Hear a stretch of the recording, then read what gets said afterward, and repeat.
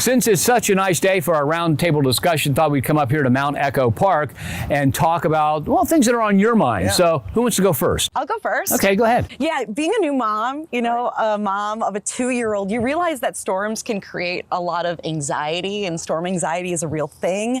And recently I spoke with a professor at NKU, and he had some great tips. Find out what is thunder, what causes it, what is lightning, help them kind of understand where the weather comes from. That's one of the ways that we can kind of diffuse anxiety. Don't tell your kids that everything is going to be okay.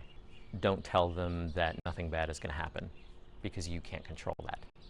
So instead, tell your kids, we've done everything we can to make sure that we're all going to be safe. Let them know that we're going to be together through this. Let them know that you're not alone. I'm going to be here with you.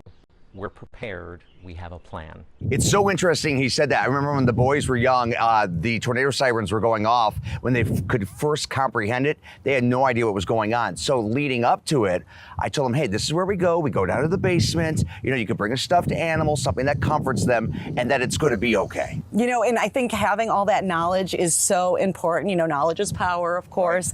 And like he mentioned, you know, just saying, you know, you're going to be with them the entire storm. I'm there with you. And we've prepared the best we could. And especially if storms are coming overnight, having the kids maybe sleep in your room with you so you can stay on top of it. I mean, we all remember, what was it, 1999, the Blue Ash tornado that came through in the overnight hours. And you've actually had some experience with that, right? Yeah, that's right, Frank. I was actually at our sister station in Bowling Green, Kentucky for the night of December 10th and 11th of 2021, where we had a tornado outbreak throughout the state of Kentucky. And, you know, it's a really scary situation when you have tornadoes happening at midnight, 1, 2 a.m. Because during the day, tornadoes can be rain wrapped, which is one thing, but these were at night, you can't really see them. And so it's really important to know what to do in those kind of situations when you have nighttime tornadoes. And remember, Ashley, that night we were watching you on the corporate network and it went to black. Yeah, you know, it was actually a scary situation because we knew how close that tornado was to your station. However, there are 3 things that I think everybody should remember in weather. First of all, always have a way to get those alerts, especially at night. Have something that will wake you up. We recommend the First Alert weather app because it will sound the alarm if there is bad weather. And of course, the weather is always changing and it will keep you updated. The second thing that I want to recommend is to stay away from windows and doors during bad weather. You can always have a tree limb come through that window or door and it can be very dangerous and even deadly. And the other thing, hey, it's getting warmer and nice outside and a lot of us are going to be spending that time outdoors.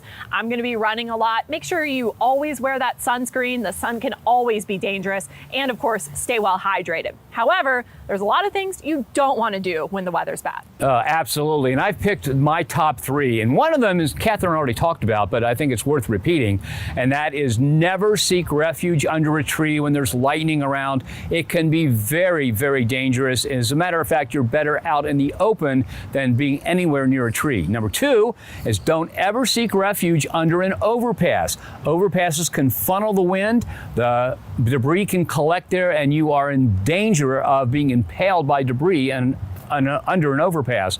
And then the third thing is, of course, turn around, don't drown, never drive through water. If there's water across the road, just turn around, go the other way, because it doesn't take much water to wash away a car.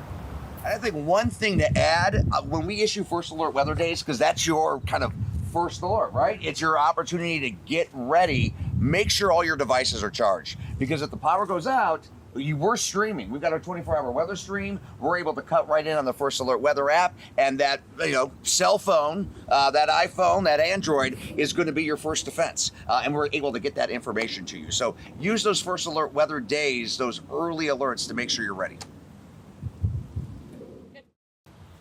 We know weather can be a scary thing, but if you are properly prepared, you'll be ready for any storm. Yeah, that's right. And of course, as the weather is going to be nice, people will be boating on the Ohio River, out running at the pools. Make sure you have a way to get those alerts because the weather can change pretty quickly. Yeah, including that First Alert weather app, you want to have the notifications turned on. That way you can know when lightning's in your location or rain or when an alert gets issued. Yeah, and that's why First Alert weather days are so important, because we're giving you that alert 2, 3, sometimes 5 days in advance to make sure you have all your technology at home ready to go to keep you safe. And that's why we're here, to keep you informed, and we've got a great team that's dedicated to doing that. Well, that about wraps up Ahead of the Storm, a First Alert weather special. Hope you enjoyed it, and look at Fox 19 now for more in the future.